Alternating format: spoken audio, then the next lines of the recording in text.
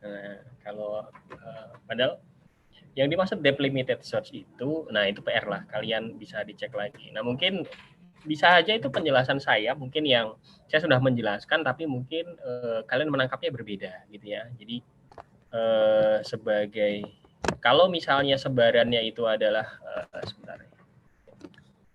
Kalau misalnya sebarannya itu adalah sebaran normal, artinya ada sekian yang menjawab dengan betul, ada sekian yang menjawab dengan salah, terus kemudian ada sekian yang menjawabnya diantaranya gitu, itu wajar gitu. Tapi kemarin ini seperti kurang wajar karena mayoritas menjawabnya salah gitu dan pemahamannya sama gitu ya. Jadi saya mengasumsikan bahwa ada andil saya juga dalam pada saat saya menjelaskan mungkin kurang clear ya, sehingga sebagai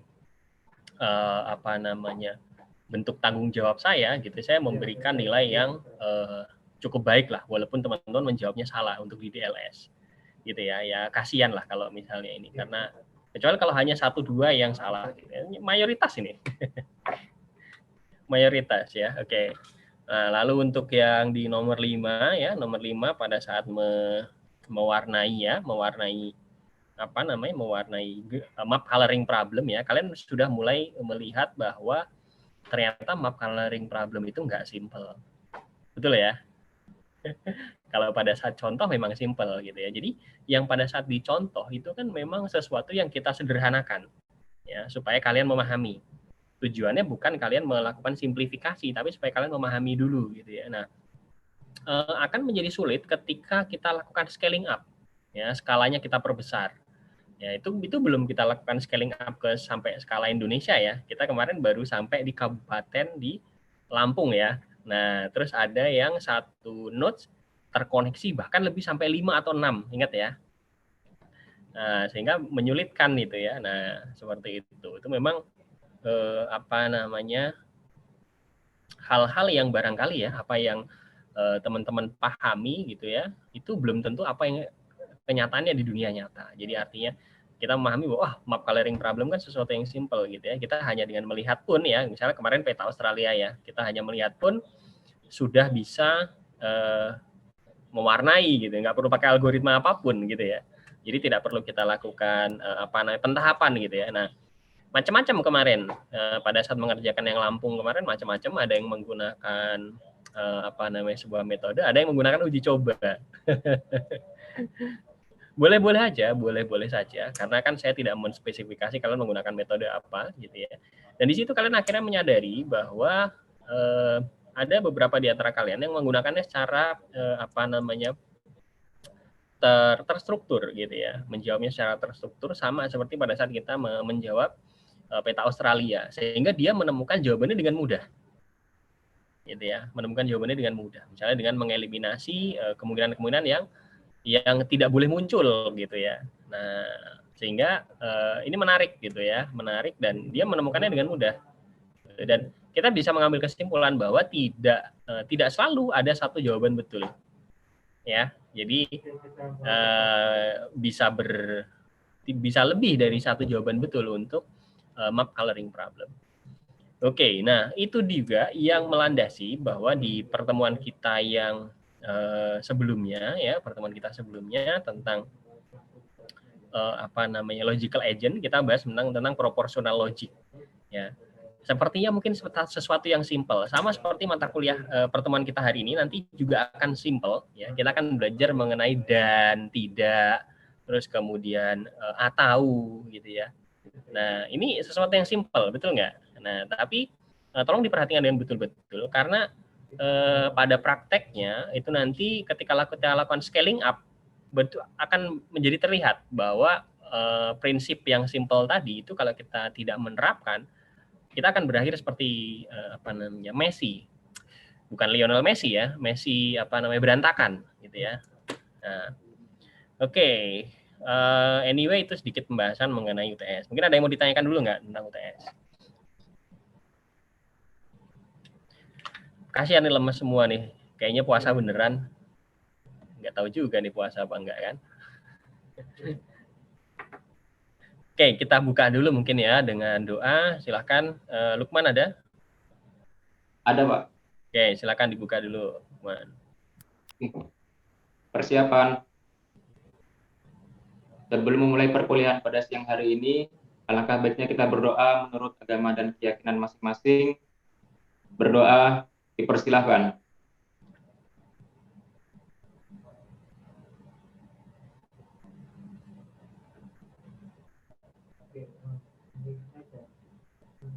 Berdoa dapat dicukupkan. Oke, terima kasih teman-teman semuanya. Nah, saya juga yakin sebenarnya untuk pertemuan kita yang kemarin, ya, yang video pembelajaran saya berikan ke kalian, itu juga terkesan simple, gitu ya, terkesan simple dan mungkin manfaatnya apa kita mempelajari itu, gitu ya, karena yang dipelajari sesuatu yang simple, gitu ya, jika ini maka itu, gitu ya, terus kemudian jika ini maka itu dan ada kondisi lain, gitu ya. Ini sesuatu yang simpel, tapi bagaimana kalau misalnya kita memiliki fakta sebanyak 500, ya, bagaimana kita menggabungkannya, seperti itu. Nah, oke, hari ini saya akan share screen dulu, ya.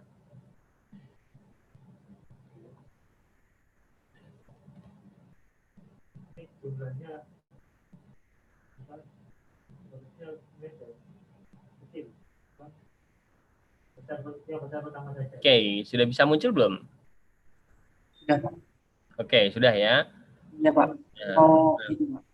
Gimana? Jadi, untuk solusinya yang kemarin itu gimana ya, Pak ya? Yang mana? Yang di apa? DLS, Pak. Yang Karena, DLS? Iya, karena kami juga pemahamannya gitu semua gitu, Pak. Enggak semua, ada yang betul kok, ada yang betul. Ya udah, Pak. Maksudnya secara keseluruhan teman-teman di kelas kelas SD 2, Pak. Tadi juga sempat kami diskusi gitu, Pak. Itu masih bilangnya ini gini gitu ya. Ya limit, kalau udah di limit ya udah. Nah, itu limit itu kan artinya bukan membatasi pengerjaan ya, maksudnya pengerjaannya dibatasi hanya sampai kedalaman 3 saja, bukan. Tapi pembatasan itu adalah pembatasan pada saat pencarian per iterasi. Ya, jadi pada saat iterasi pertama gitu ya, kita hanya membatasi sampai pencarian di kedalaman 3 gitu kan. Apa yang di kedalaman setelahnya kita tidak perhatikan. Oke, nah setelah itu kita punya berarti kita hanya menganggap bahwa tree-nya itu hanya 3 ke atas gitu ya, 3, 2, 1 gitu, dan induknya kan gitu kan. Nah, katakanlah gitu ya, dari 3 itu berarti kita memiliki tree yang sangat sederhana, ya kan. Nah, setelah kita punya tree yang sangat sederhana tadi, kita kan bisa kan menentukan mana nodes yang paling dekat jaraknya, bisa kan? Dari yang sederhana tadi saja tuh, dari yang hanya 3 kedalaman saja tuh, kita tidak mencari Sumedang, tapi hanya mencari yang jaraknya terdekat gitu ya, dari root node dari Bekasi ya ke salah satu kota di tadi itu, mana yang jaraknya paling dekat gitu. Misalnya saya kotanya lupa kemarin ya, tapi intinya katakanlah kita punya kota A, B, C, D, E gitu ya, itu yang di kedalaman 3 semuanya gitu ya. Nah, jarak dari Bekasi ke kota A katakanlah 50 km, Bekasi ke kota B 60 km, Bekasi ke kota C 70 km, dan seterusnya. Nah, dari A, B, C, D, E ini kita akhirnya memilih kota ke A karena dia jaraknya paling dekat, 50 km, betul ya? Nah, ketika sudah, kita lakukan kembali DLS, ya, kita lakukan kembali DLS dengan root node-nya dari kota A tadi, bukan lagi dari Bekasi. Ya, jadi kita lihat lagi yang kota A itu di bawahnya apa lagi, gitu ya. Nah, kita lakukan DLS lagi sebanyak 3 kedalaman. Kita pilih lagi salah satu jalur. Setelah sudah, masih ada lagi nggak kedalamannya, kita masuk lagi. Jadi itu per iterasi. Ya, jadi DLS limit 3 itu bahkan bisa kita mengerjakan sampai ke kedalaman 3000. Ya, jadi kita lakukan per iterasi.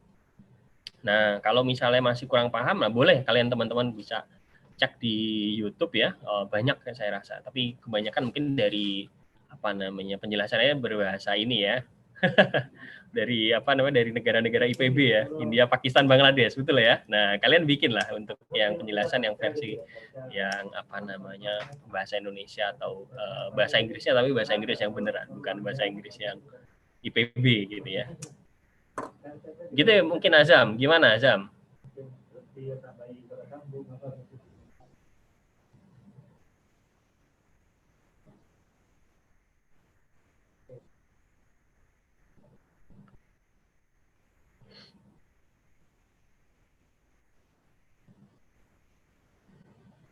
Betul, ya. Dan seterusnya, gitu. Dan seterusnya seperti itu. Makanya di LS ini dia kan mengkombinasikan antara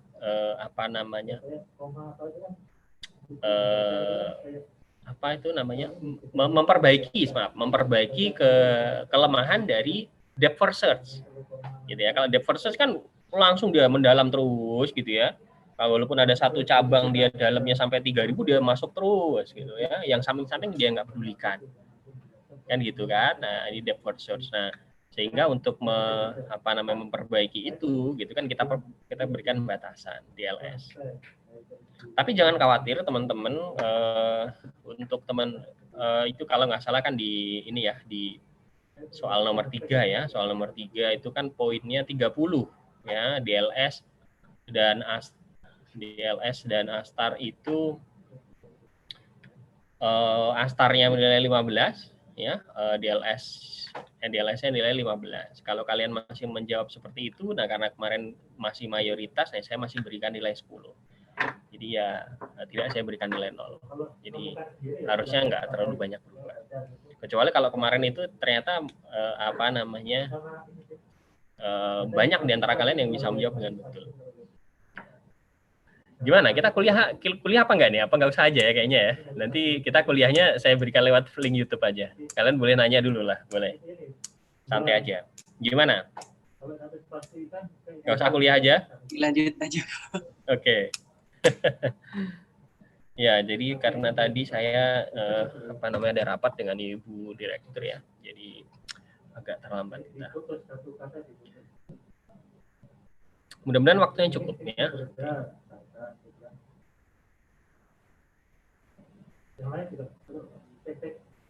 Nah, saya akan coba record ya.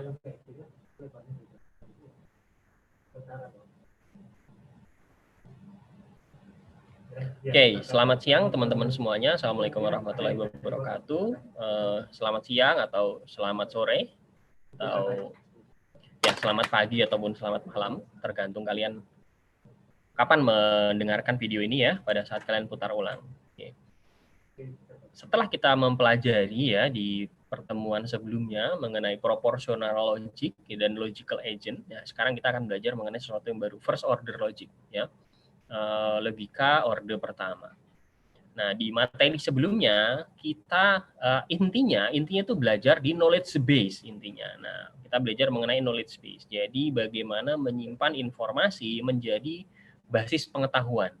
Gitu ya. Kalau di pertemuan-pertemuan sebelum-sebelumnya lagi kita belajar bahwa basis pengetahuan itu diperoleh dari berbentuk tree atau berbentuk graf gitu ya. Nah, kalau di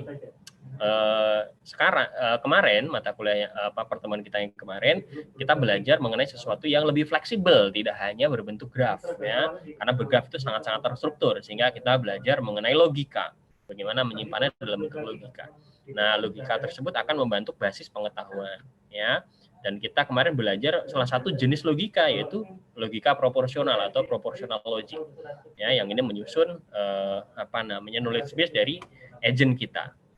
Nah, materi hari ini itu adalah first order logic ya. Saya akan menjelaskan mengapa kita perlu belajar mengenai first order logic ya. Kemudian sintaks dan semantiknya pada first order logic dan bagaimana penggunaannya first order logic. Dan saya bisa menjamin kepada kalian bahwa setelah kalian belajar mengenai logic ini gitu ya, kalian tidak lagi terpaku pada penyelesaian masalah dengan menggunakan tree. Gitu ya. Jadi bahwa kita bisa menyelesaikan masalah dengan representasi pengetahuan yang tidak terstruktur atau bahkan tidak lengkap. gitu ya. Kalau tree kan harus lengkap, sesuatunya harus terstruktur gitu ya. Nah, di logic ini tidak seperti itu, sehingga kita lebih fleksibel, dan inilah yang sering digunakan dalam robots ya. Kemudian sintak dan semantiknya dan penggunaannya. Nah, kalau kalian lebih tertarik untuk mengenai materi ini, nah saya mengambil referensi dari sini ya, University of Rochester dari Profesor Henry Coates ya. Ada sebagian dari ITS ya, Ibu Kastin Fatihah. Nah, kalian bisa refer ke sana. Oke, saya mau mereview sebentar ya. Yang kita pelajari di pertemuan kemarin ya. Di pertemuan kemarin kita belajar misalnya seperti ini gitu ya. Jadi jika ada breeze ya, jika ada breeze di sel 1,1. Nah, dan jika ada pitch itu breeze tadi apa? Breeze itu angin sepoi-sepoi ya. Pitch itu adalah lubang di dalam wumpus games ya. Pitch-nya ada di sel 1,2 gitu ya. Nah, ini ada seperti ini. Nah, ini kan logika proporsional ya. Kita menyatakan sesuatu sebagai himpunan gitu ya, himpunan dari kondisi gitu ya. Nah, sifatnya adalah deklaratif ya, deklaratif. Ini kan deklaratif ya. Nah, ada breeze di sel 1.1, sel 1.1 itu ini kan kita mendeklarasikan ada sesuatu di sana ya. Kemudian ada pitch atau ada lubang di sel 1,2. Ini kan deklaratif gitu ya, deklaratif. Yang kedua ini adalah pertama ini adalah sisi positif ya, sisi positif dari logika proporsional. Kita melakukan deklarasinya secara mendefinisikannya secara deklaratif ya. Kemudian sisi positif lagi adalah logika proporsional ini mengizinkan informasinya parsial gitu ya, parsial. Jadi dalam arti bahwa kita hanya tahu sebagian gitu ya. Salah satu yang menjadi problem pada pembahasan kita sebelumnya adalah pada environment ya. Environment apakah dia itu fully observable ya, ataukah partially observable. Betul ya. Nah, yang paling mudah adalah kalau environment adalah fully observable. Cuman permasalahannya adalah di dunia nyata sebagian besar kita hanya mengetahui secara parsial atau partially observable. Nah, demikian juga dengan pengetahuan. Pengetahuan mungkin tidak semuanya kita ketahui. Kita hanya mengetahui secara parsial saja. Nah, kalau dinyatakan dalam bentuk tree atau graph ya, akan sulit gitu ya. Kita memiliki tree yang tidak lengkap gitu ya. Jadi terpotong gitu kan, nggak sulit kita nanti memecahkannya ya.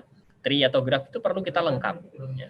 Nah, di dalam logika proporsional itu kita bisa secara parsial gitu ya. Jadi kita hanya tahu bahwa breeze-nya itu ada di sel kesekian dan kesekian.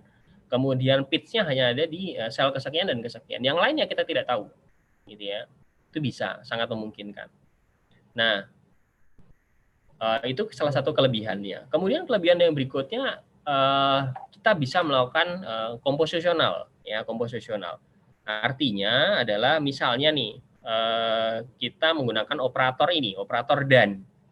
Operator dan ya, operator dan. Kita kemarin belajar mengenai tiga operator ya, operator negasi ya, kemudian operator dan, kemudian operator atau or, and or ya.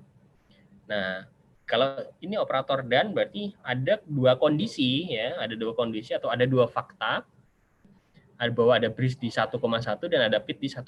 Nah, ini kita punya fakta. Berarti kalau ada fakta, kita gabungkan bisa dengan dan atau bisa dengan or. Nah, sehingga ini salah satu kelebihannya komposisional. Yang berikutnya itu adalah pada logika proporsional itu artinya itu universal atau konteks independen. Ya, berlaku secara umum. Berlaku secara umum. Artinya apa? Kalau misalnya kita berbicara bahwa ada kondisi A dan kondisi B, ini digabung gitu ya, kondisi A dan kondisi B, kondisi A betul, kondisi B betul gitu ya. Nah, ini kan interpretasinya cuma itu, berarti dan gitu ya, dan berarti dua-duanya harus betul. Ya, dua-duanya harus betul dan. Ini berlaku universal ya, tidak seperti natural language processing atau natural language atau bahasanya manusia. Kalau bahasa manusia kan bisa saja bersayap gitu ya. Artinya ini kan kalimatnya tegas, dan, atau, kemudian tidak, gitu kan, ini tegas ya. Jadi tidak selalu seperti bahasa manusia yang mungkin gitu ya, barangkali gitu ya. Terus kemudian kata-kata lain yang bersayap atau ambigu gitu ya. Nah, ini adalah salah satu kelebihannya. Tapi ada kelemahan juga ya. Kelemahannya adalah nih, logika proporsional itu mempunyai kekuatan ekspresif yang terbatas. Ya, artinya kan kita dibatasi dalam mendefinisikan fakta atau mendefinisikan pengetahuan itu dalam bentuk yang sudah standar gitu ya. Sudah standarnya misalnya seperti ini, ada breeze di 1,1, kemudian ada pit di 1,2 dan gitu ya. Kita tidak bisa membuat sesuatu yang lebih mudah ditangkap. Nah, ini mungkin kalau teman-teman membaca ini harus mikir gitu ya. Beda dengan membaca kalimat bahasa Indonesia misalnya. Contohnya misalnya pits cause breeze in adjacent squares. Artinya bahwa ada lubang itu menyebabkan adanya angin sepoi-sepoi pada kotak-kotak yang bersebelahan. Nah, kalimat seperti ini kan mudah nih, karena ini kalimat ini bahasa manusia, natural language ya, bahasa manusia. Nah, dan dia lebih ekspresif dan lebih mudah diterima. Berbeda dengan logika proporsional tadi, gitu ya, logika proporsional. Nah, kecuali misalnya kita mau menulis masing-masing faktanya itu pada setiap kotak, gitu ya, setiap kotak dibungkus Word yang pertemuan kita kemarin. Ya.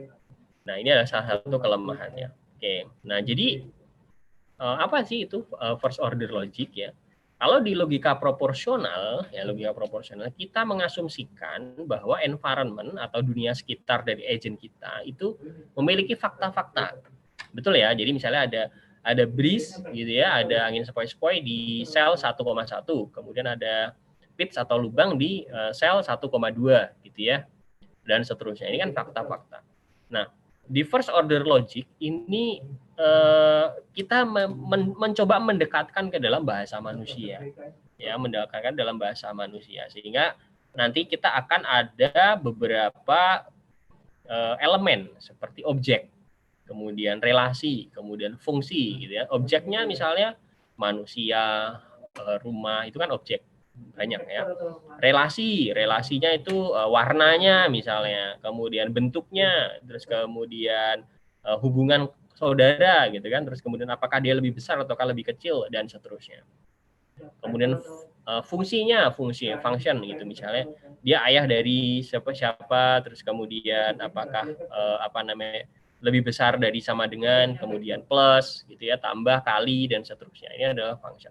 Saya akan jelaskan dengan menggunakan contoh. Jadi perhatikan baik-baik. Ya, ini kita mulai masuk ke first order logic.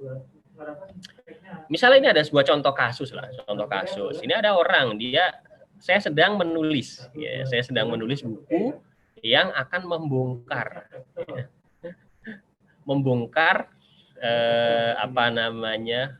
borok gitu ya, membongkar cacat gitu, membongkar cacat pada keefektifan konsultan bisnis. Jadi dia mau menulis buku bahwa sebenarnya konsultan bisnis itu cuman hoax gitu ya. Jadi tipu-tipu gitu ya. Nah ini temannya mengomentari gitu ya. Nah, kamu sedang menulis buku yang membongkar bahwa konsultan bisnis itu semuanya menipu gitu ya, sebenarnya tidak betul gitu ya. Tapi kamu sendiri sedang menulis buku, berarti kan kamu sebagai seorang konsultan gitu ya, konsultan. Nah, kamu menulis buku tentang bahwa konsultan bisnis itu bohong, sedangkan kamu nulis sendiri kan juga seorang konsultan gitu ya, sehingga apa yang kamu tulis itu juga pasti bohong gitu ya. Nah, sehingga ini kan kita membenturkan dengan logika, ya, membenturkan dengan sebuah logika. Ada preposisi atau ada argumen. Nah, kita bantah dengan argumennya itu tidak valid, gitu ya. Argumennya tidak valid sehingga kita bisa membantahnya. Contohnya nih ya, ini ada beberapa argumen yang pernah kita pelajari di pertemuan sebelumnya. Ini contoh-contoh argumen atau contoh-contoh preposisi, contoh-contoh logik ya. Semua ruangan yang bersebelahan dengan lubang itu akan memiliki angin sepoi-sepoi. Nah, ini sebuah argumen. Kemudian Socrates adalah seorang manusia, gitu ya. Kemudian ada lagi pernyataan bahwa semua manusia itu bisa mati atau akan mati, gitu ya. Nah, ini pernyataan. Kemudian ada lagi pernyataan, ya, nenek dari seseorang itu adalah kalau tidak ibu dari ibunya, bisa juga ibu dari bapaknya. Nah, ini kan pernyataan ya, semuanya ini kan pernyataan atau argumen. Oke. Nah, sekarang ya dengan bagaimana ini kan bahasa manusia, betul ya, ini kan bahasa manusia. Bagaimana itu mendefinisikannya ke dalam bahasa yang lebih mudah divalidasi ya. Nah, kita menyebutnya sebagai logic 2.0. Di logic 2.0 ini dari proportional logic yang sudah kita pelajari sebelumnya gitu ya. Kita di sini akan mempelajari sebuah bahasa yang memberikan kebebasan kepada kita untuk menyampaikan hal-hal dalam bahasa manusia secara lebih mudah, gitu ya. Nah, kemudian bisa juga merangkumkan atau menjelaskan mengenai konsekuensi atau entailment ya, konsekuensi dari sebuah argumen atau sebuah proposisi, gitu ya. Kemudian kita bisa mengambil aturan inferensi ya, aturan inferensi yang memberikan kebebasan ya kepada kita untuk menghitung konsekuensi dari pengetahuan yang sudah kita peroleh atau fakta yang sudah kita peroleh. Nah, ini disebut sebagai entailment. Ya, entailment ini adalah konsekuensi. Ini contoh ya. Tadi ada pernyataan dalam bahasa manusia. Socrates adalah orang, gitu ya. Socrates adalah manusia. Socrates is a person. Nah, ini kita simbolkan sebagai P, gitu ya. Nah, kita bisa juga membuat kalimat yang lain, gitu ya, atau pernyataan yang lain. Misalnya George is a person. Ya, kita definisikan sebagai Q. Fido is a dog. Kita definisikan sebagai R. Dogbird is a dog. Kita definisikan sebagai S. Dogbird is an executive. T.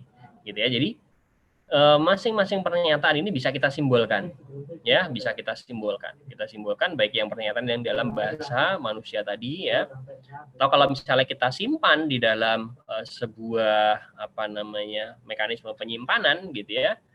Nah, karena tidak boleh ada spasi, nah kita menyebutnya dalam bentuk sebuah variabel, katakanlah ya, dengan underscore, gitu ya. Jadi kita punya beberapa pernyataan yang kita simbolkan, ya. Nah, tadi saya sebutkan ya bahwa first order logic itu komponennya ada 3, ya, ada objek, ya, terus kemudian ada relasi, kemudian ada fungsi. Objek dulu yang pertama, objek. Objek contohnya ada Socrates, ini objek. George tadi ya, Fido, Dogbird. Nah, ini objek. Ya, ini yang dibahas. Ini kan objek. Depan ini adalah objek. Oke, ini objek. Ini objek. Nah, masing-masing objek itu sebenarnya bisa kita lakukan generalisasi atau bahwa dia menginduk kepada objek yang lebih besarnya lagi, yang kita sebut sebagai kelas, ya. Kelasnya adalah person, kemudian dog, kemudian eksekutif, ya. Nih, George is a person, berarti George ini adalah objek, ya. Person ini adalah kelas, ya. Nah, sehingga kalau kita mau mendefinisikan Socrates ini adalah instansiasi dari kelas person atau kelas manusia. Socrates sama dengan new person, gitu ya. Ini kan sering juga kita definisikan di dalam bahasa pemrograman yang object oriented, ya.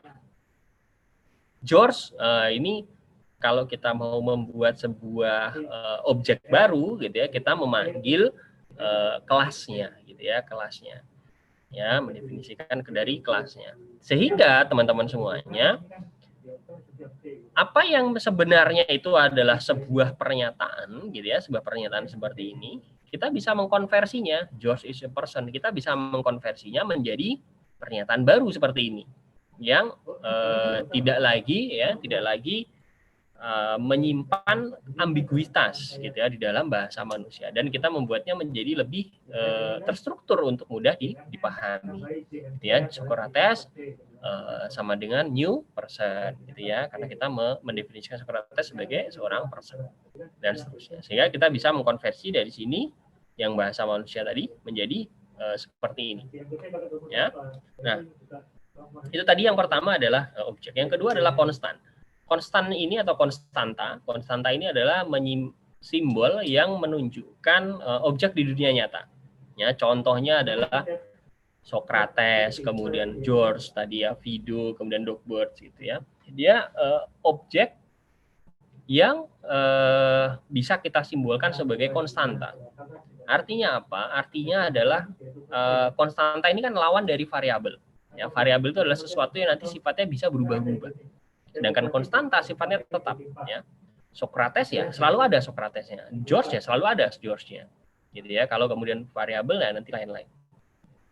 Kemudian predikat ya, predikat ini adalah relasi ya. Kalau tadi saya jelaskan mengenai relasi, nah predikat ini menunjukkan relasi atau hubungan antar objek. Nah, rumusnya bagaimana? Rumusnya adalah predicate gitu ya, kemudian argumen yang pertama, argumen kedua, dan seterusnya. Ya. Jadi misalnya predikatnya adalah man gitu ya, man dari Socrates. Ya, ini menunjukkan relasi di antara objek. Kemudian dog, Fido, kemudian adjacent, George dan Fido. Artinya apa? Artinya adalah kita mendefinisikan juga bahwa Socrates ini adalah manusia, Fido ini sebagai anjing, ya. Dan kita mendefinisikan bahwa lokasi dari George dan Fido ini bersebelahan, ya, bersebelahan. Kemudian dan ini contoh-contoh yang lain. Nah, kemudian tadi ada pernyataan ya bahwa nenek dari seseorang itu adalah kalau bukan ibu dari ibunya, ya bapak dari ya ibu dari bapaknya, ya. Karena ada dua kemungkinan itu, betul ya. Jadi nenek seseorang itu adalah kalau bukan ibu dari ibunya dia, ibu dari bapaknya dia. Okay. Nah, lalu kita lihat dengan function atau fungsi. Function ini adalah nama dari objek, ya, yang sudah kita buat untuk mengkonversi dari objek yang lain, ya. Jadi objek lain sudah ada, kita konversi gitu ya, kita lakukan konversi. Misalnya kita menjadikan George sebagai bos gitu ya. Kita menjadikan memanggil gitu ya, siapa ibu dari Socrates misalnya. Kemudian kita mau mencari nilai dari room untuk 1 dan 2 gitu ya, dan seterusnya. Nah, contohnya begini. Ada kalimat gitu ya. Ayah George adalah bos dari Dogbert. Ayah George adalah bos dari Dogbert. Nah, sehingga ini kita bisa konversi gitu ya ke dalam first order logic menjadi father dari George ya sama dengan bos Dogbert. Oke. Nah, father tadi itu apa? George dan Dogbert ini adalah objek sekaligus juga konstanta karena dia nilainya tetap, ya. Kemudian bos ini adalah function-nya atau fungsi. Nah, father itu adalah predikat, ya. Father itu adalah predikat. Ya. Oke, nah sehingga ayah dari George ya adalah bos dari Dogbert. Nah, kemudian Socrates mother is a person, ya. Jadi kita bisa menyatakan seperti ini. Socrates mother is a person, ya. Jadi kalimat dalam bahasa manusia kita bisa konversi ke dalam first order logic seperti ini, ya. Kemudian room 1,2 dia itu bersebelahan dengan room 1,1. Ya. Kita bisa definisikan menjadi first order logic seperti ini. Adjacent dari room 1,2 dan room 1,1. Oke. Nah, konstanta tadi itu menunjukkan objek dari di dunia nyata, ya, dan Sedangkan kalau fungsi atau function itu menunjukkan adanya pemetaan atau mapping gitu ya, mapping dari sebuah objek kepada objek yang lain, ya, kepada objek yang lain. Artinya apa? Artinya misalnya nih, Mother Socrates gitu ya, atau ini Bos Dogbert. Nah, kita punya kalau Bos Dogbert ini, Dogbertnya sendiri sifatnya apa namanya, kelasnya adalah kelas anjing ya. Kemudian bosnya gitu ya, bosnya kelasnya adalah manusia. Nah, sehingga kita bisa mengkonversi gitu ya, mengkonversi dari objek yang menjadi anggota dari kelas tertentu ya, kelas anjing tadi itu menjadi objek dalam dari kelas manusia yang beda kelasnya. Nah, ini kita sebut sebagai mapping atau pemetaan. Nah, kemudian kalau predikat, ya, predikat ini menunjukkan relasi, ya, hubungan antara objek-objek yang ada, gitu ya. Kalau tadi misalnya father, gitu ya, kemudian mother, gitu ya. Berarti ada hubungan, gitu ya, hubungan antara yang kita evaluasi saat ini dengan yang kita tunjukkan kemudian. Ya. Nah, sedangkan konstanta ya, atau fungsinya itu kita bisa menyebutnya sebagai term atau syarat.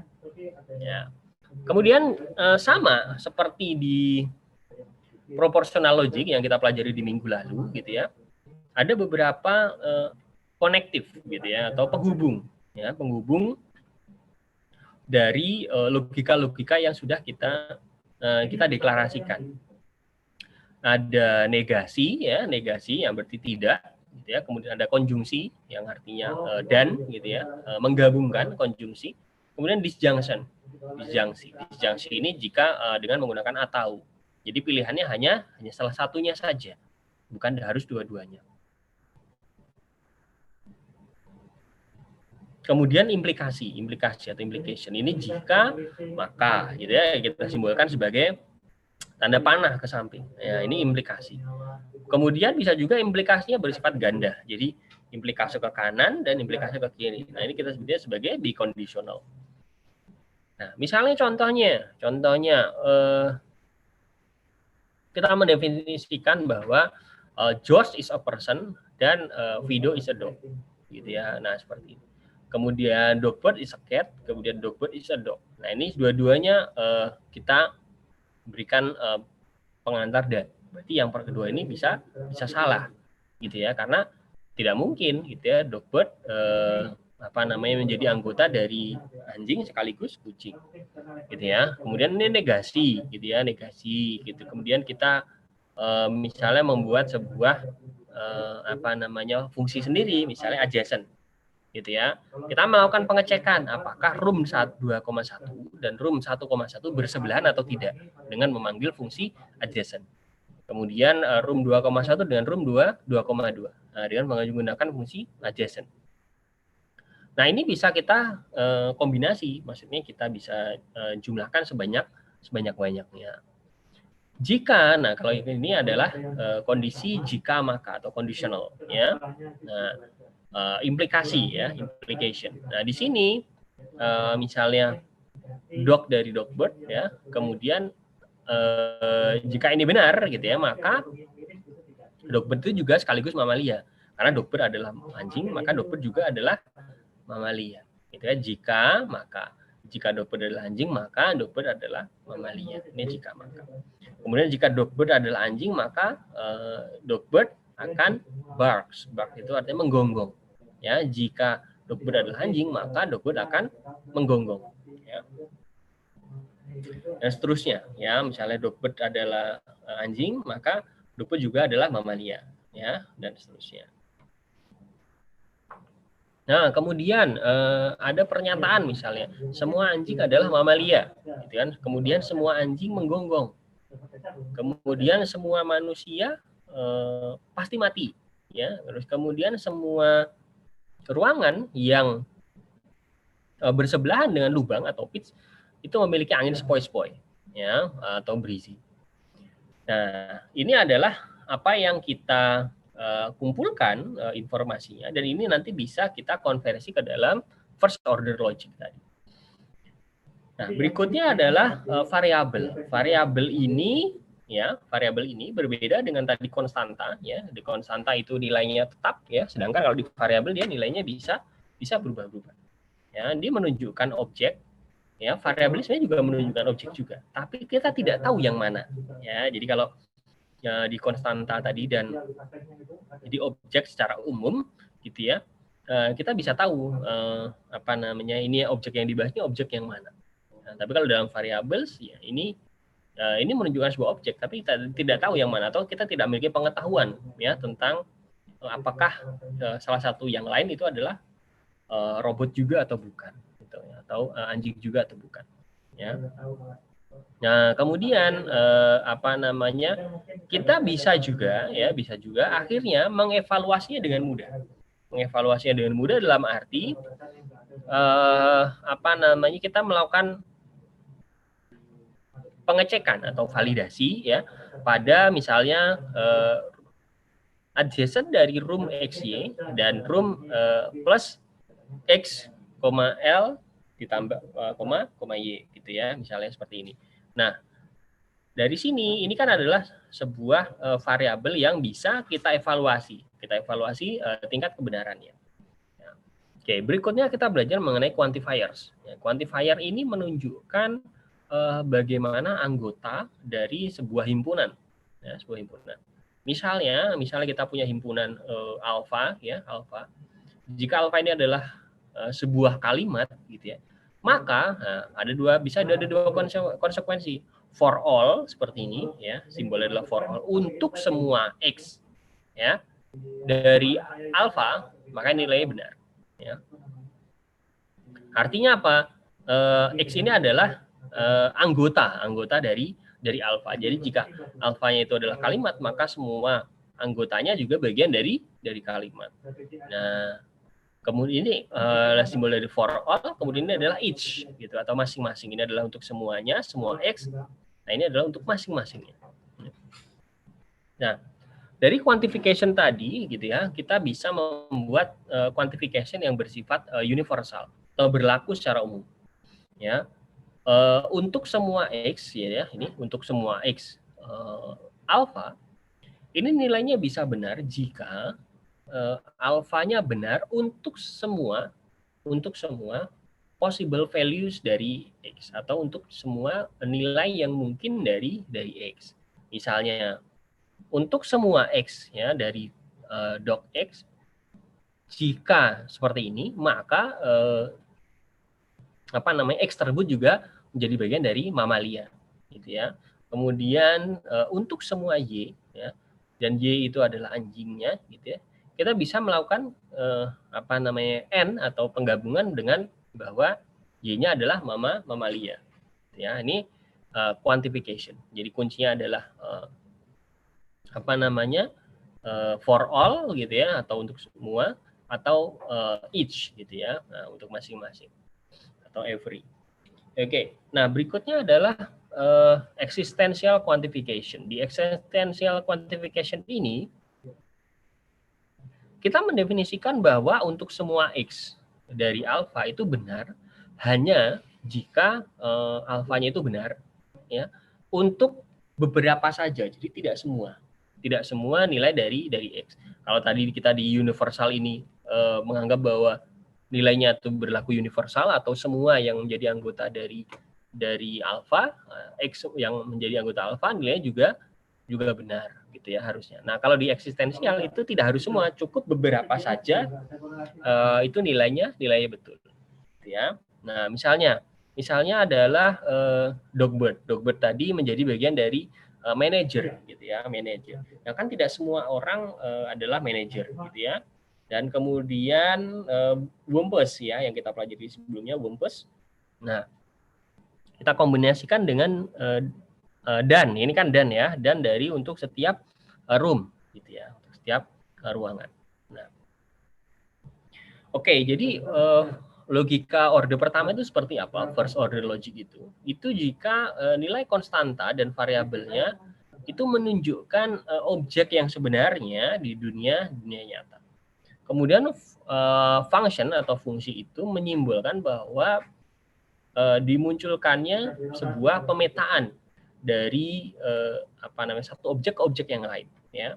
Pemetaan tadi kita pemetaan dari objek anjing ke dalam manusia. Ketika kita bertanya mengenai bosnya siapa nih si anjing ini, ya. Jadi kita memanggil bos dari anjing A, misalnya kita akan memperoleh jawaban misalnya salah satu orang, gitu ya. Nah, sedangkan predikat itu menunjukkan relasi, ya, tadi sudah. Nah, berikutnya adalah ada prinsip yang lain, yaitu konektif. Konektif tadi and, kemudian or, kemudian negasi atau tidak, ya.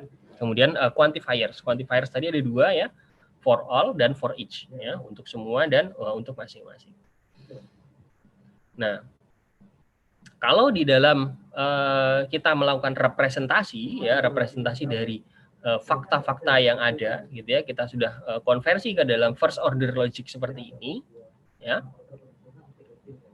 maka kita bisa menggunakan salah satu bahasa pemrograman yang khusus untuk pengetahuan atau knowledge ini. Nah, ada 2 hal yang perlu kita pahami, yaitu yang pertama adalah sintaks dan semantics, ya. Sintaks itu adalah ya semuanya, sintaks ini semuanya, mulai dari argumen, kemudian formulanya, terus kemudian kalimatnya sendiri, gitu ya, atau bahkan programnya sendiri. Nah, ini sintaks. Nah, kalau semantics itu tidak lagi menyebutkan bahwa ini adalah formula, ini kemudian sentence, kemudian ini program dan seterusnya, bukan. Tapi semantik itu adalah melakukan interpretasi, ya, interpretasi dari maknanya apa, makna dari masing-masing statement atau makna dari masing-masing formula, ya, dan seterusnya. Oke. Nah, kalau tadi kita sudah belajar mengenai bagaimana menyusun first order logic. Nah, kita sekarang belajar mengenai semantiknya, ya. Di dalam proportional logic yang kita pelajari di minggu yang lalu, gitu ya, pemberian nilai betul yang sebenarnya itu dilakukan secara proporsi terhadap variabel, ya, terhadap variabel.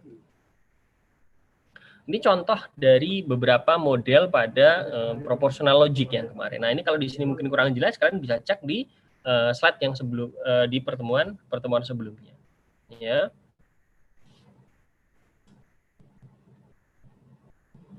Nah, di first order logic ini, ya, tadi sudah saya jelaskan, ya. Ada kita punya konstanta, kita punya variabel, kita punya function, gitu ya. Kemudian kita punya predikat, gitu ya. Kemudian kita punya connectives, ya. Kemudian kita punya variabel dan quantifier, ya.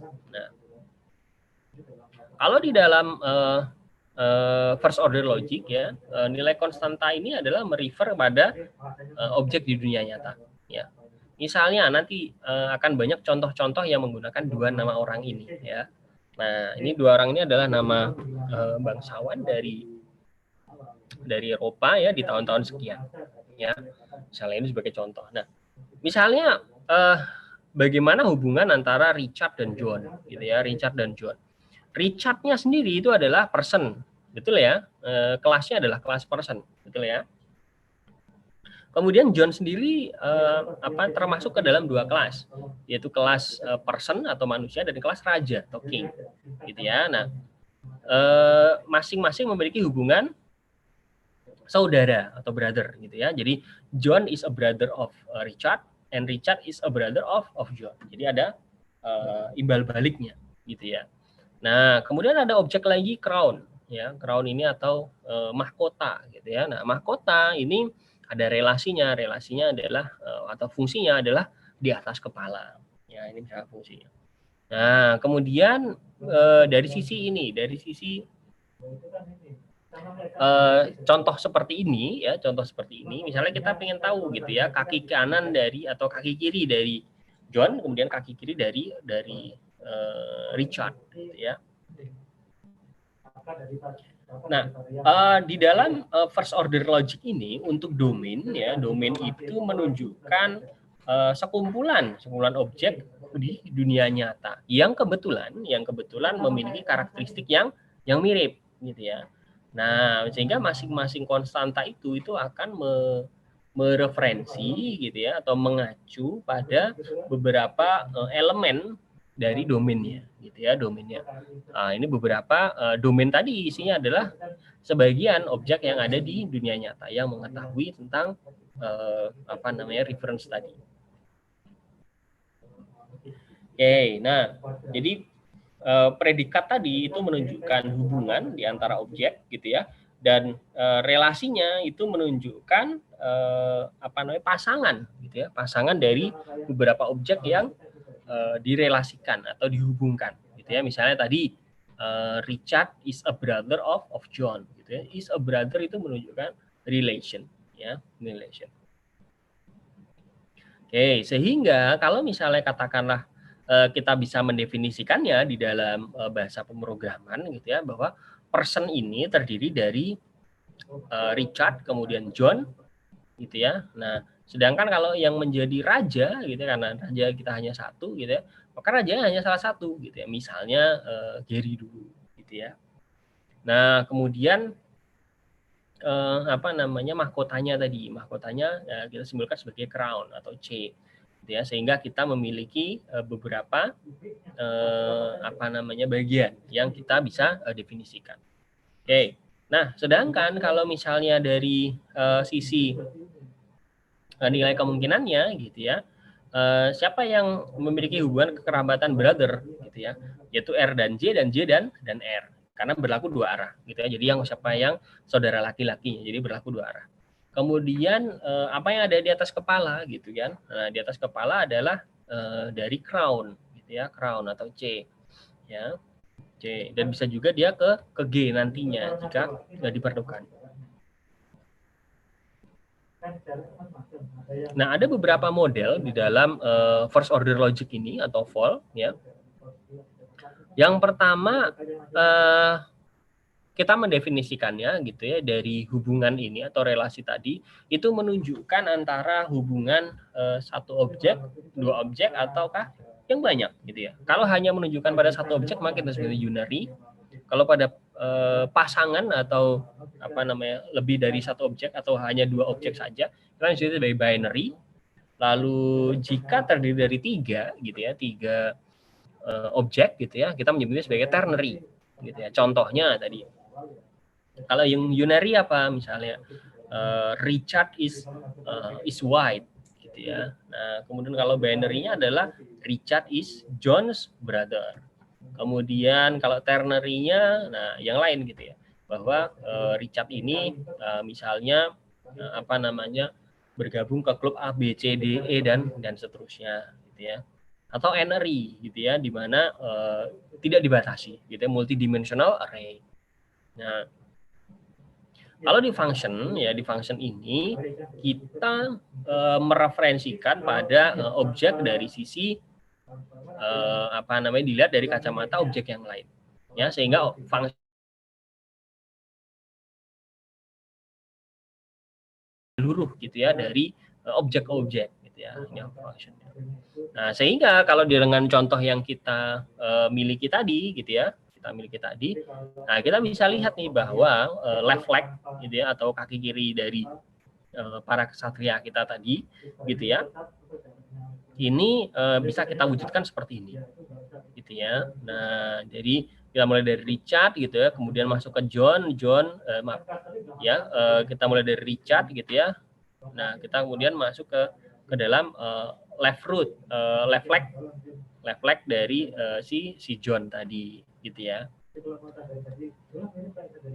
Nah, ini tadi ya model-modelnya ya sudah kita sebutkan.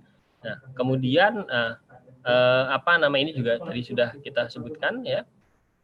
Nah, jadi apa itu model? Model ini adalah kemungkinan dari environment atau dunia yang ada di sekitar agen yang kita definisikan. Nah, kita ingin bisa untuk menghitung apakah sebuah pernyataan atau kalimat tadi itu bersifat betul atau tidak di dalam model, gitu ya. Jadi kadang kita mau mengevaluasi sebuah pernyataan atau fakta itu tidak memungkinkan di dunia nyata, sehingga kita membuat sebuah model. Contohnya, kalau ada pernyataan gitu ya, tinggi badan anak laki-laki usia 15 tahun itu adalah minimal 70 cm gitu ya. Nah, tidak memungkinkan gitu ya kita melakukan pengecekan terhadap pernyataan seperti ini gitu ya. Sangat sulit gitu ya di dunia nyata kita melakukannya, sehingga kita membuat sebuah model saja untuk mencoba mengestimasi gitu ya. Nah, kemudian apa yang kita bisa buat ya kalau kita sudah memiliki beberapa proposisional atau argumen gitu ya. Nah, apa yang bisa kita simpulkan gitu ya secara sementara gitu ya. Nah, kalau misalnya nih contohnya pernyataannya adalah mahasiswa 3 SD2 rajin-rajin gitu ya. Nah, kemudian kan ada misalnya Azam adalah mahasiswa 3 SD2 gitu ya. Sehingga kalau kita melakukan inferensi atau penarikan kesimpulan bahwa Azam adalah rajin.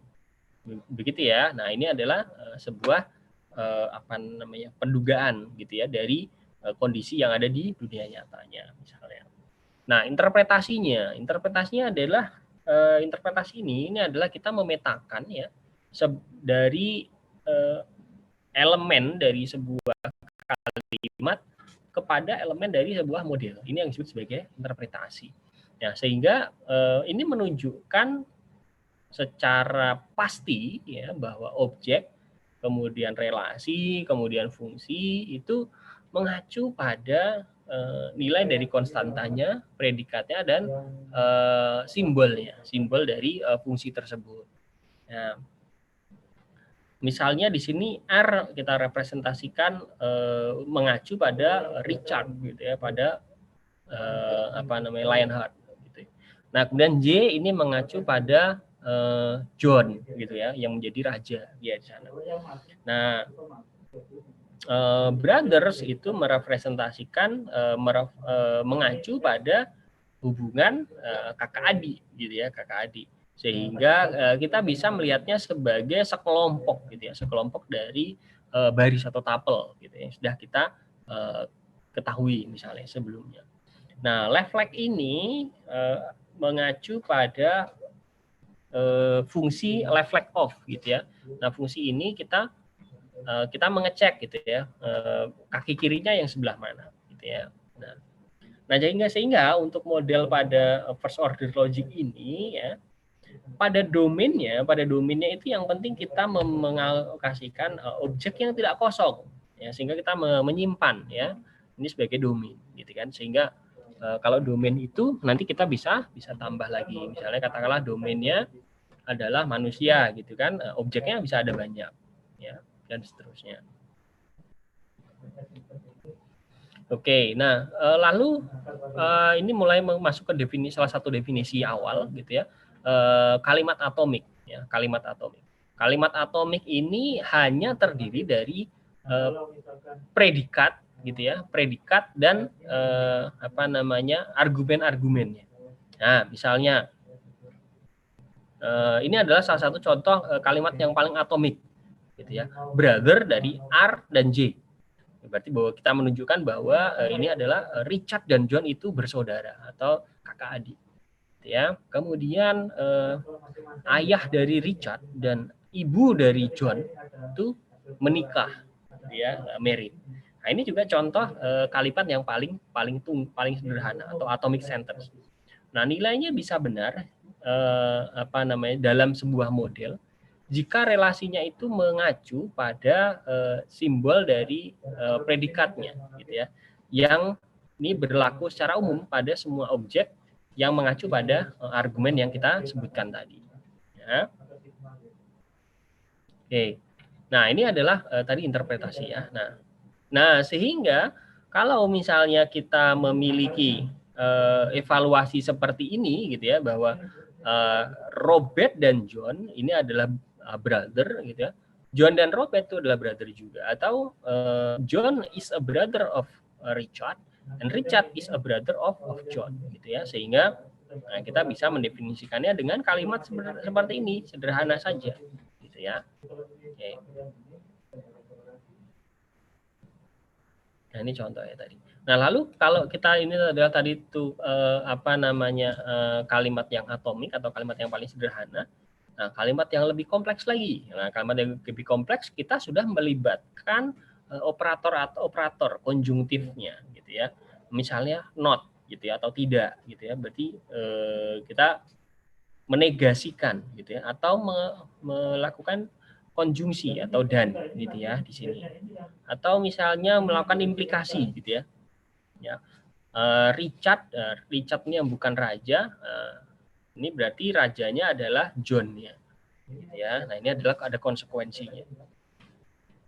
Nah pada prinsipnya ini adalah sama semantiknya atau cara pemaknaannya itu sama dengan yang sudah kita pelajari pada logika proporsional di pertemuan sebelumnya. Sehingga maksudnya adalah semantik tadi itu pada saat kita mengevaluasi pernyataan atau argumen ya. Pada saat kita mengevaluasi nilai bisa bersifat benar ya jika modelnya sendiri benar ya dan nilai dari argumen tadi itu memenuhi nilai dari hubungan di dalam koneksinya atau konektifnya ya. Oke, nah ini tadi sudah saya jelaskan first order logic. Nah, lalu berikutnya adalah variabel dan quantifiers. Nah, all dogs are mammals, all dogs bark. Kemudian semua manusia mortal gitu ya dan sebelumnya. Nah, ini yang tadi sudah sedikit saya singgung ya. Nah, ini adalah universal quantifier ya.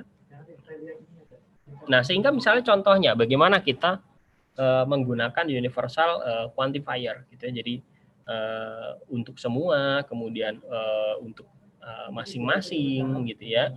Ini kita bisa mendefinisikannya seperti ini. King gitu ya, bahwa X adalah raja gitu ya.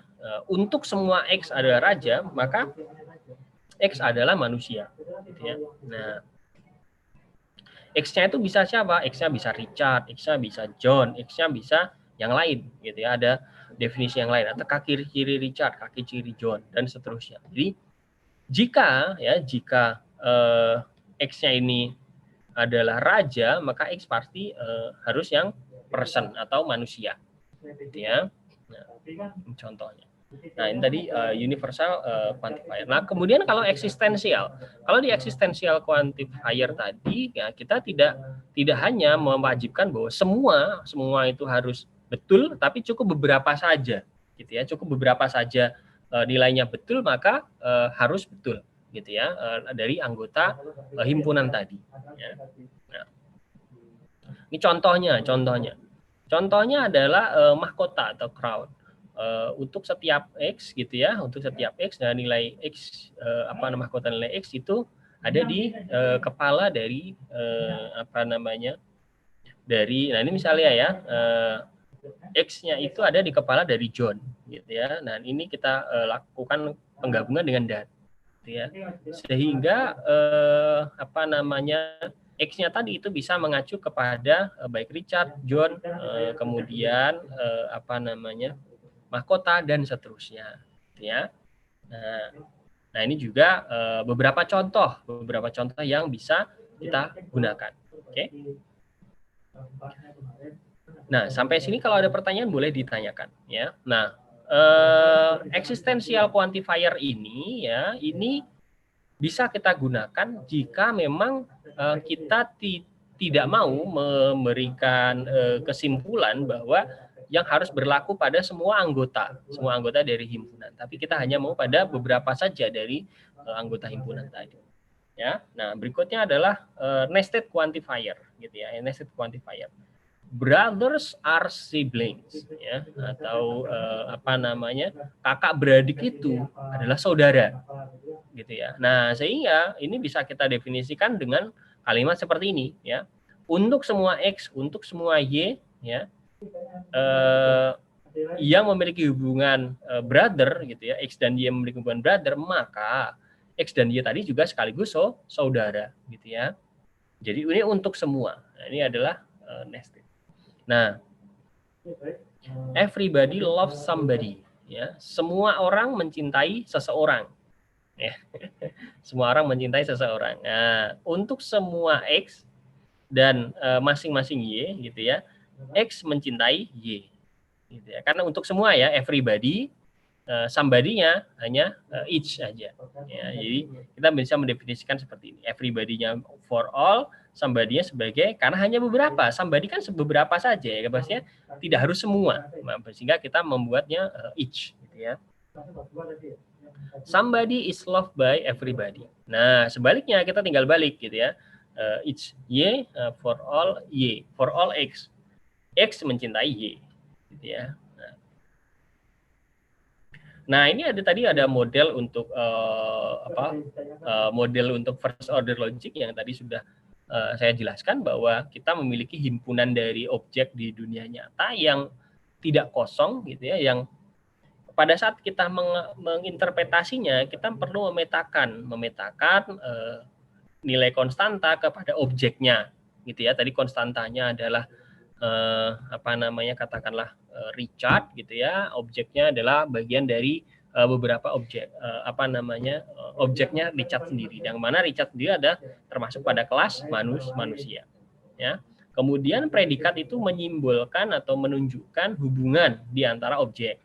Kemudian function atau fungsi itu menyimbolkan atau menunjukkan total function pada sebuah objek gitu ya. Jadi artinya kalau misalnya function tadi itu berlaku pada sebuah himpunan, maka pada seluruh anggota himpunannya tadi itu juga berlaku function yang sama. Nah, kemudian sama seperti di proportional logic ya, bahwa kita ada konsep sebuah konsekuensi atau entailment gitu ya. Alpha entails beta jika ya, atau alpha punya konsekuensi terhadap sebagai jika alpha maka beta, atau ini adalah konsekuensinya.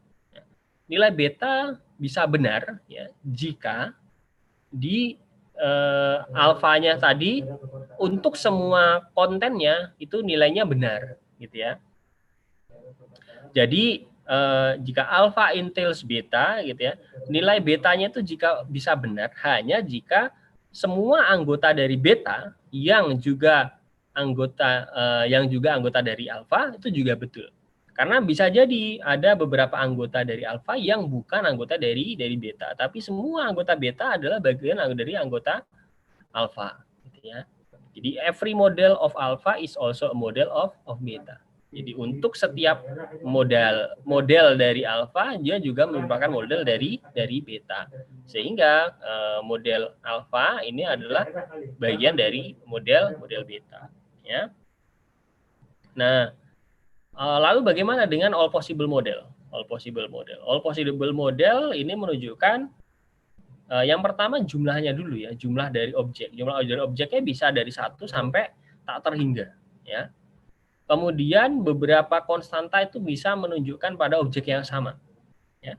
Kemudian berikutnya adalah beberapa objek itu tidak mengacu pada konstanta tertentu, yang artinya dia tidak bernama gitu ya. Misalnya katakanlah objeknya tadi ada Richard, terus kemudian ada John gitu kan, dan dia merupakan konstanta yang tidak berubah. Tapi bisa juga beberapa objek tidak diacu dengan sebuah konstanta, artinya misalnya raja gitu ya, tapi tidak disebutkan ini raja yang mana, atau raja ini namanya siapa gitu ya. Nah, kemudian relasi dan fungsi itu didefinisikan pada himpunan dari objek sendiri. Ya, kemudian nilai dari variabelnya sendiri itu bervariasi pada semua objek yang mungkin, atau all possible object ya, dengan interpretasi yang tadi sudah kita bahas. Nah, lalu sehingga kalau misalnya kita memperoleh fakta seperti ini ya, ada objeknya ada 1, 2, 3, 4, 5 ya, objeknya 5 ya. Objek pertama adalah Richard, objek kedua adalah John, objek ketiga adalah crown atau mahkotanya, objek keempat adalah kaki kiri dari Richard, objek kelimanya adalah kaki kiri dari John ya. Nah, kita mau melihat berapa yang bisa kita simpulkan dari sini yang menjadi sebuah model. gitu ya. Di sini John ini bisa memuat dua objek gitu ya. John sebagai person, juga John sebagai king gitu ya. Jadi ini bisa 5, bisa 6 objeknya. Ya. Karena John-nya dihitung 2 kali gitu ya. Nah, kalau kita melihat di sini bahwa Richard is a brother of John, 1. John is a brother of Richard, 2. Nah, berikutnya yang lain. Nah, semua kombinasinya. Nah, itu kombinasinya bisa sangat banyak banget, 136 miliar gitu ya. Jadi ada banyak kombinasi yang bisa kita lakukan gitu ya. Kalau ini tadi hanya kombinasi yang 2, bisa jadi nanti kombinasinya jadi banyak gitu ya.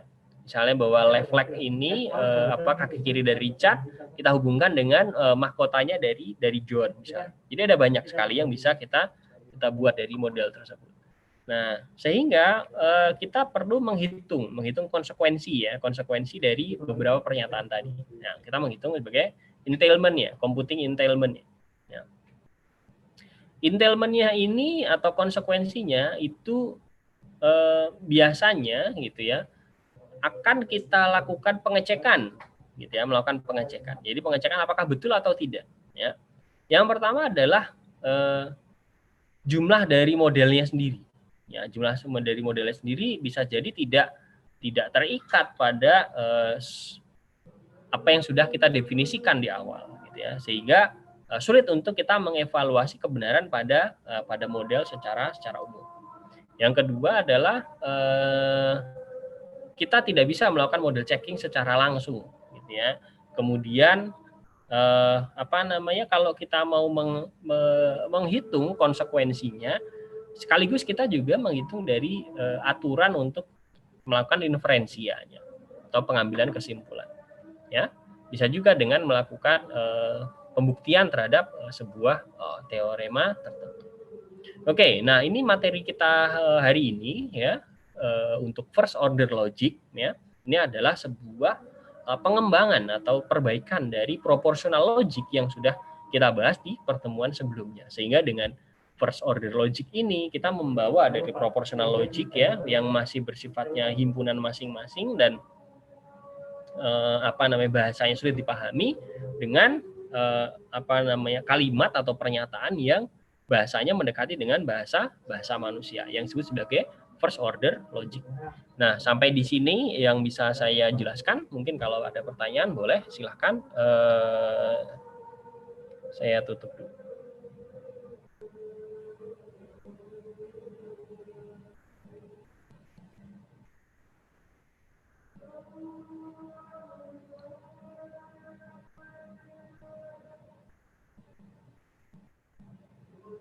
Oke, sampai di sini ya penjelasannya. Silakan kalau ada yang mau ditanyakan boleh.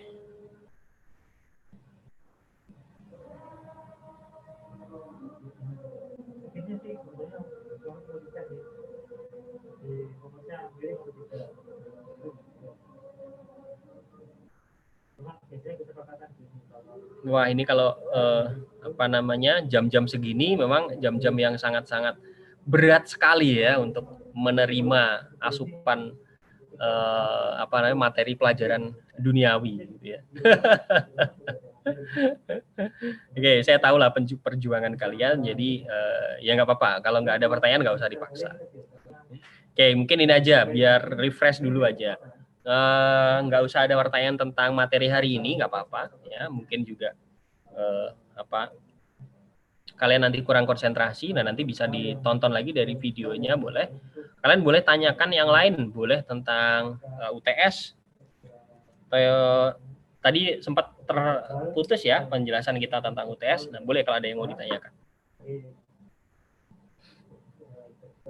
Nggak ada juga, nggak apa-apa, nggak usah dipaksakan. Memang ya perjuangan ini jam berapa nih? Jam 3:04 ya, ini luar biasa perjuangan kalian ya.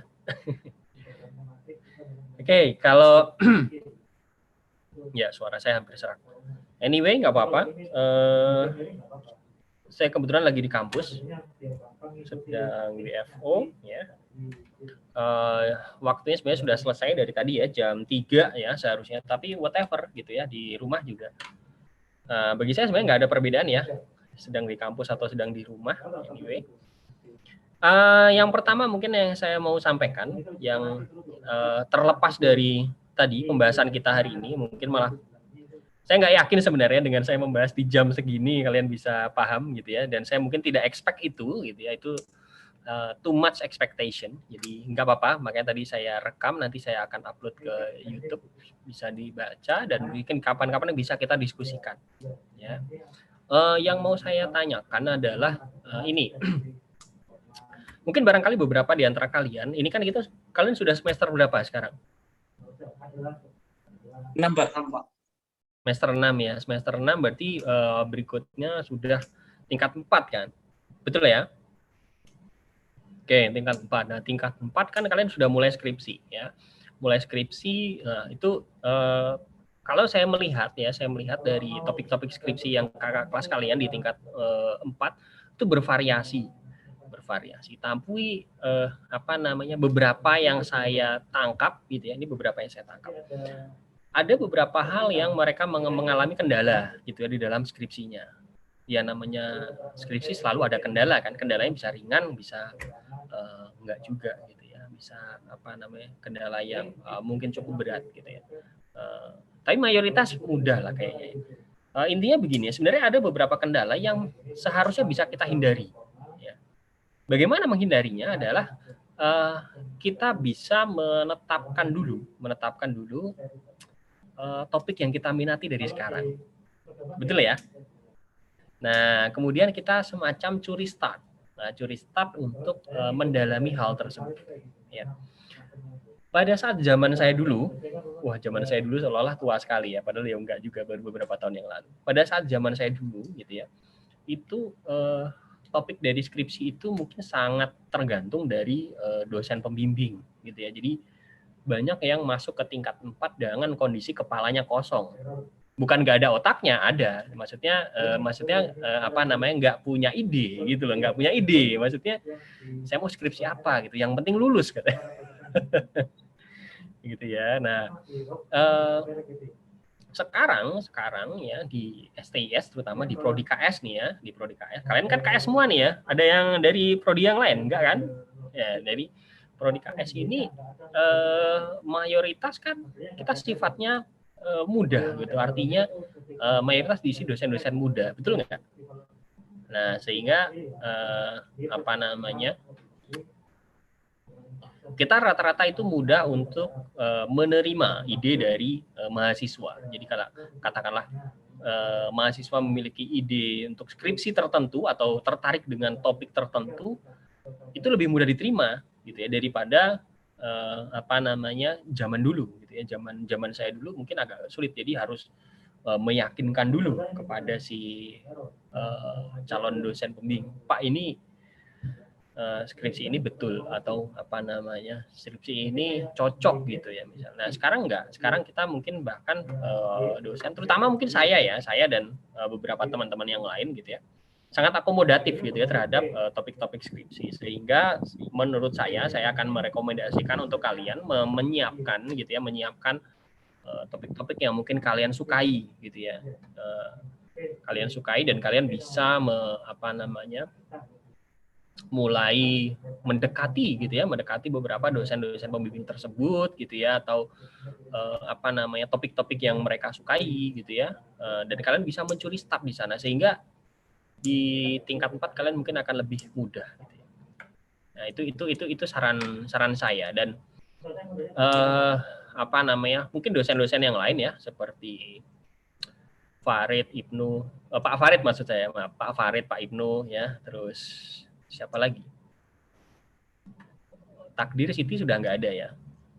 Bu Takdir siapa? Pak Takdir dan Pak Bu Siti, maaf saya jadi nggak sopan nih. Ya, jadi ya karena memang adik kelas saya. Jadi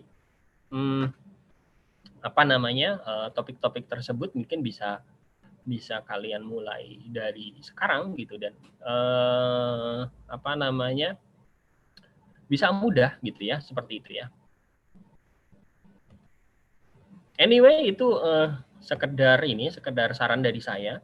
Kalau misalnya di antara kalian ada beberapa yang berminat dengan topik-topik yang mungkin sekarang ini juga sedang saya kerjakan gitu ya, saya memiliki beberapa project yang di dalamnya sudah ada beberapa judul-judul skripsi gitu ya, kalian boleh kontak ke saya juga gitu ya, untuk kita diskusi awal dulu boleh ya. Terus saya ada beberapa topik, misalnya topik tentang remote sensing gitu ya yang pertama, kemudian yang kedua adalah topik untuk big data gitu ya, dan ketiga adalah topik tentang graph atau social network.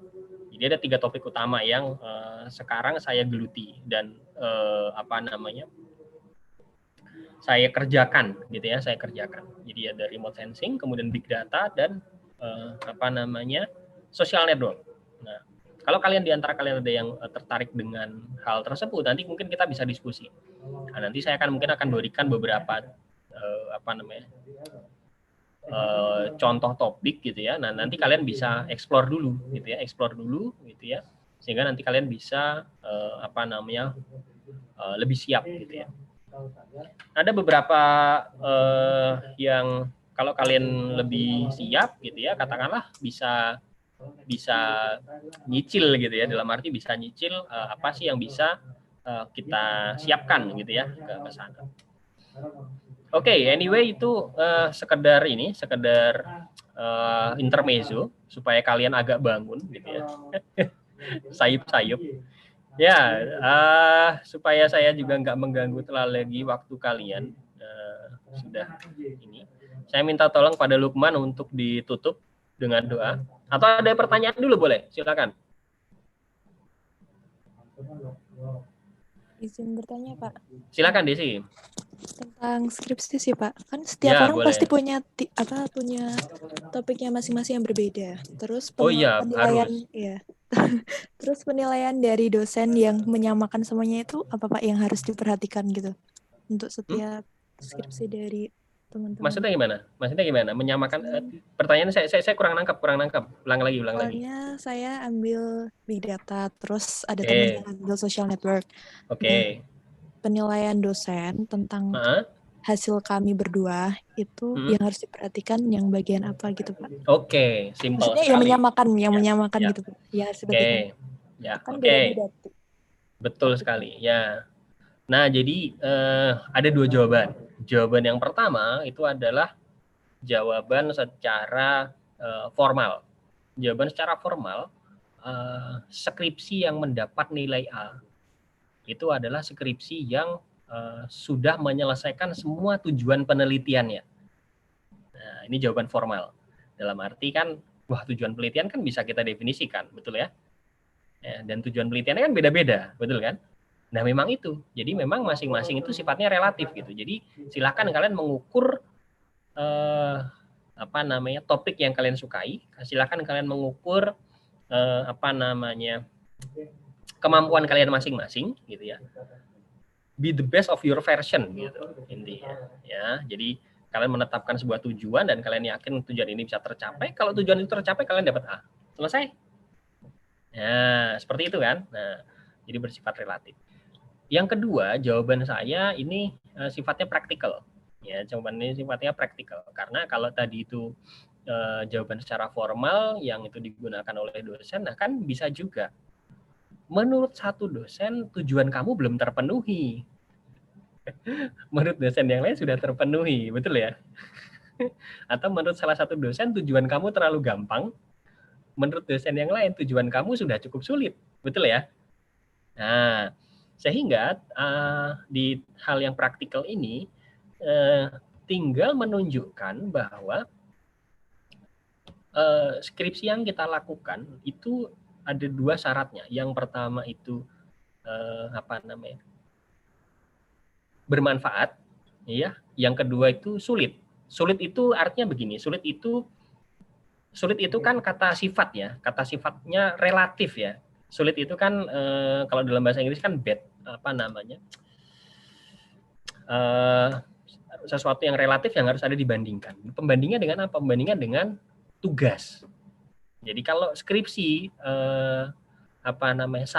tingkat kesulitannya sama dengan tugas, berarti belum layak jadi skripsi. Jadi pembandingnya dengan tugas. Nah, tugas-tugas yang selama ini kalian kerjakan seperti itu ya. Kalau skripsi yang kalian kerjakan nanti itu kalian bisa menilai bahwa ini lebih sulit daripada tugas, nah itu sebenarnya sudah layak. Sudah layak itu sebagai skripsi. Kemudian yang ketiga ini penilaian secara secara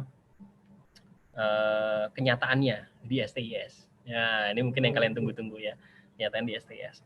Di STIS itu kita sebenarnya bersifat sebagai orang tua mungkin ya, sebagai orang tua. Padahal nggak tua-tua amat kita, nggak tua-tua amat. Cuman kan kalau dosen itu kan kalau dalam bahasa Jepang kan sensei itu kan dari dua kanji ya, sen dan sei ya. Sennya itu artinya dulu, lebih dulu gitu ya. Sei artinya lahir. Nah, artinya sensei itu adalah lahir lebih dulu. Jadi kita sebenarnya juga nggak ada beda dengan kalian, kita cuma lahir lebih dulu gitu ya. Jadi yang dimaksud sebagai orang tua atau sebagai guru gitu ya, karena kita cuman sudah pernah mengalami itu dulu, sudah pernah mengalami lebih dulu, sehingga kalau yang ada di STIS ya biasanya kita akan melihat proses gitu ya. Jadi tidak memaksa misalnya, wah kalau Desi harus mengerjakan yang big data sampai seperti ini, kemudian Azam harus mengerjakan yang ini sampai seperti ini gitu ya. Tapi kita melihat dari prosesnya gitu ya, proses dari awal sampai akhir. Makanya kalau di Prodi KS mulai di tahun ini, berarti tahun kelas kalian ya, itu kita uji cobakan pertama kali penilaian skripsi itu bersifat proses. Jadi tidak hanya pada seminar dan sidang. Ya, proses itu artinya adalah peranan dari dosen pembimbing itu sangat besar. Artinya apa? Dosen pembimbing bisa membantu kalian kalau misalnya katakanlah pada saat seminar atau sidang kalian gugup, grogi, kemudian presentasinya berantakan gitu ya. Tapi padahal dia kesehariannya gitu ya, bimbingannya rutin gitu ya, dikerjakan dengan baik gitu. Itu bisa diampuni gitu karena dosen pembimbing nilainya lebih tinggi pada saat memberikan nilai, mayoritas gitu bahkan. Seperti itu mungkin ya Desi ya. Jadi ini menurut saya hal yang baik ya, hal yang bagus yang diadopsi oleh Prodi KS yang sekarang. Hal yang lain adalah kalau dulu, dan mungkin kalian tahu ya, kalau namanya skripsi itu identik dengan buku skripsi yang tebal, betul nggak? Belum kalau yang KS, udah buku skripsinya tebal, lampiran source code-nya 2 kali lebih tebal daripada skripsinya, betul nggak? Nah, sehingga padahal kontennya apa gitu kan, skripsinya jauh lebih tebal gitu kan, kalau jelaskan nggak tahu. Gitu. Ya, nah untuk menghindari hal seperti itu, ya maka di tahun ini, yaitu di kelas kalian,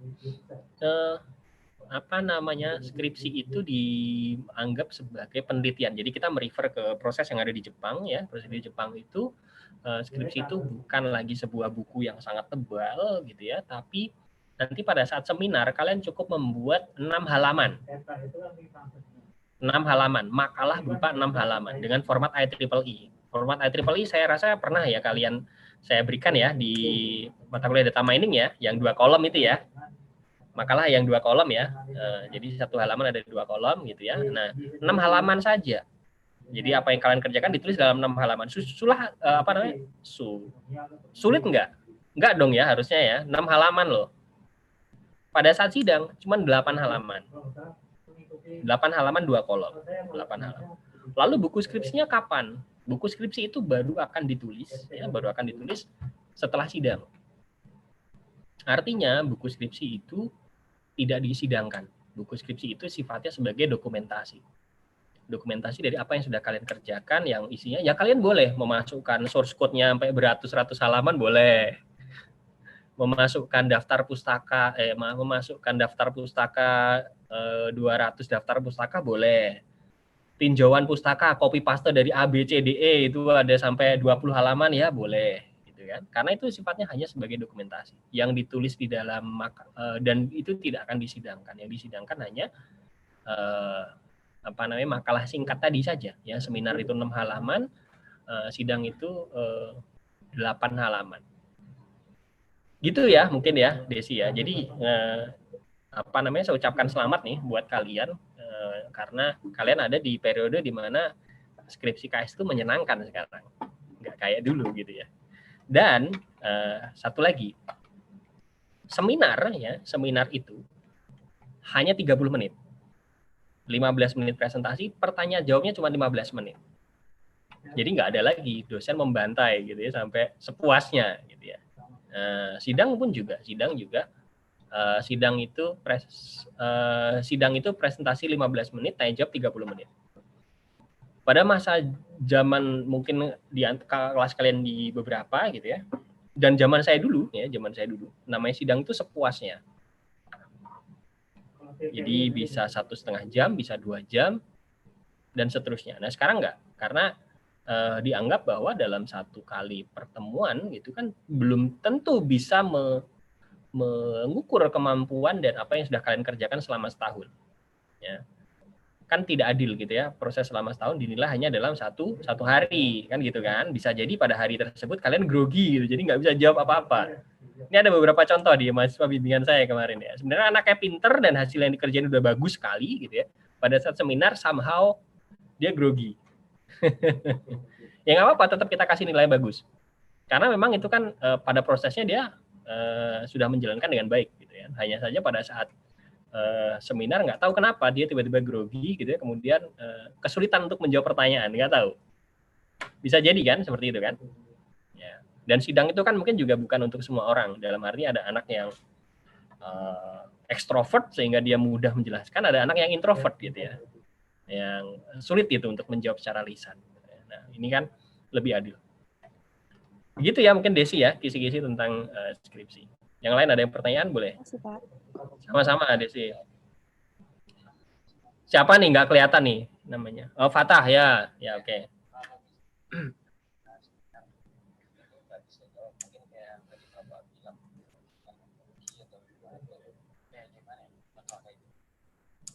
Kembali ke dosen pembimbing. Karena dosen pembimbing yang akan tahu kalian selama setahun, betul ya? Seminar kan hanya 1 hari.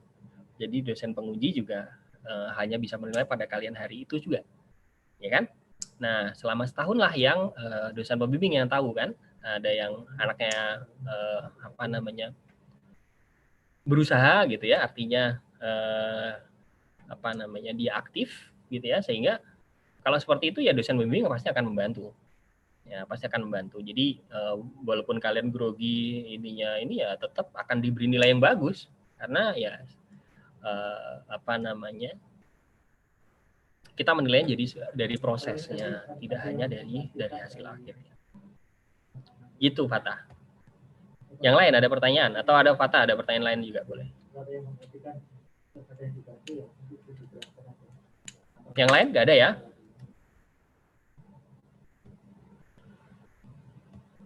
Oke, kalau nggak ada mungkin ya silahkan ditutup ya dengan doa. Siapa nih? Lukman masih ada Lukman? Lukman, halo, kamu masih bangun Lukman? Masih sehat Pak, alhamdulillah. Oh, masih, cuman kebakar itu ya? Iya Pak. Oke. Ya, Lukman, kamu ada pertanyaan dulu nggak? Belum ada sih Pak. Belum ada ya. Oke, kalau belum ada jangan dipaksa ya. Oke, silakan ditutup dulu dengan doa. Oke, persiapan. Sebelum menutup perkuliahan pada sore hari ini, alangkah baiknya kita berdoa menurut agama dan keyakinan masing-masing. Berdoa dipersilahkan.